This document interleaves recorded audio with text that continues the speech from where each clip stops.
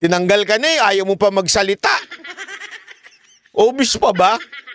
Very influential people siguro nagtampo sa akin. Lalo Very influential people, more influential than you.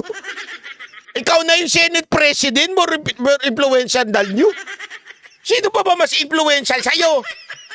Ikaw naman subiri eh. Mang dating pa niyan, wala kang yagbuls. Di ba? Wala ka pang yagbuls niyan eh. Obvious pa ba kung sino yun? Sabihin mo na! Sinabi niya nung panahon ni Duterte, bakit tingnan mo? Si Gordon. Hindi, isipin nyo to kasi may nag-comment dito, ganyan din naman ginawa ni Duterte. Tanga ba kayo? Nung panahon niya ni Duterte, sino may hawak ng Blue Ribbon doon? Kung gusto niyang tanggalin yon bilang chairman ng Blue Ribbon, sabihin lang niya sa Senate President, tanggalin niya yan. Di ba? Tanggalin niyo yan. Hindi